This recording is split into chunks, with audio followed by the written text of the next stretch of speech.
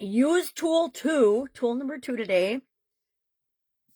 Welcome to What You Up To Now, day 3,120 today. Sharon Horne-Ellstrom here, documenting the journey originally as I moved from the brick and mortar corporate world of businesses and corporations, working in corporate, to the online world. And that was back in 2017.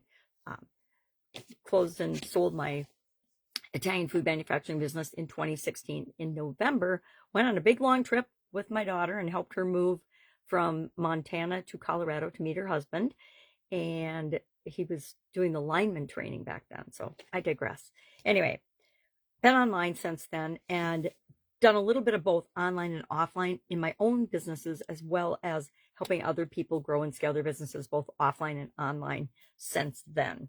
And today we are talking about, and this is the first year we've done an annual challenge. I call it Supersize Challenges because we're doing one for personal development, the Supersize You Annual Challenge, and we're doing one for Supersize Your Business Community and Group to help people scale and grow their business in a way that allows them to do one little thing a day to create massive growth, massive action, massive scaling, massive improvement in their business. And not just improvement, in many instances, dramatic changes in the way they do their business and how they show up for their business and how it impacts their entire life. Because we look at it from a systemic whole entity approach using 9 life framework area: physical, mental, emotional, spiritual, which we're focusing on this month, communication, confidence, relationships, financial, what am I forgetting? Contribution. I think I forgot contribution. Let's just look so I don't forget. Physical, mental, emotional, spiritual, financial, relationships, contribution, communication, and confidence. And this month we're focusing on spiritual health and well-being. And our tool today, since I brought it up, tool number 2 is journaling. It's writing things down. And so our challenge is to, for 10 minutes today, if you're not a journaler, just whatever you're doing, set a timer for 10 minutes and just free write whatever pops into your head. And then look at it. It's a great way to be more self-aware, right? A lot of times we're just going through the motions of our day and we're not even thinking about how we're feeling, how things are impacting us, how we're responding and reacting, how our behavior is getting triggered by certain things that are happening around us that might not even have anything to do with us. So I think it's an incredibly powerful practice to get in touch with who we are, what we stand for, what's important to us, what patterns we're repeating that we don't even know that we're repeating, things like that. And I did share in Supersize You, but I forgot to share it in Supersize Your Business because people probably already know this, but you can talk to AI now. And AI, one of the strengths of AI, in my opinion, is that it has the ability to recognize patterns. It has looked at everything that everybody's ever put in it, which makes it really good at seeing patterns. So, for example, I have a lot of patterns. We all do. We all work on patterns and habits and behaviors, and we have cycles of behaviors.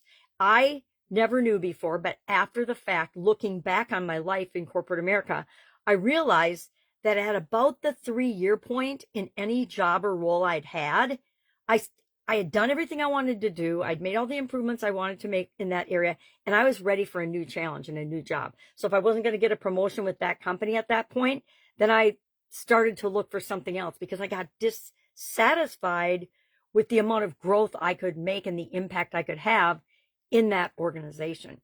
I didn't realize that when I was doing it. It wasn't until after the fact, when I left corporate America, that I was noticing, even in my own business, at the 3-year mark of focusing on that, I started to get itchy feet. And guess what we did? We started other businesses. And so pretty soon, instead of running one business, I was running 6. And that was a little bit too much based on my personal experience at one time. Because, and I can look back now and see the patterns of why it felt like too much. We didn't have the technology that we have today to automate things and systematize them. We didn't have the systems and the key people in place to help me do those things. And so there were just holes, and I was so in it that I didn't have the time and energy to work on it and to build those systems and put them in place. Well, I learned after I had a sudden cardiac arrest that was imperative. It was very important that I do that, and that I change certain areas and aspects of my life that were definitely not working out in my favor. They were not good for me. They weren't good for me as a human. They weren't good for my soul. They weren't good for my spirit. They were not good for me at all. And that event, as traumatic as that probably was to other people, more so than me, it was my wake-up call to say, all right, you've been ignoring these things long enough. Time to make a change. Time to set your boundaries and actually live by them. So, doing that, today I've got a super busy week. Crazy, crazy busy week. We've got a workshop in the Supersize Your Business community on the school platform. Our first workshop done by someone else, somebody who's a member of the community now, but it's going to be a great workshop. I'm really excited about it. It's about backing yourself up is what she calls it. And I love it, but it's about the power of procrastination and how sometimes we use it in ways that benefit us, because there's so much out there that says, oh, procrastination is bad. You're a procrastinator. You're not doing what you say you're whatever, you know?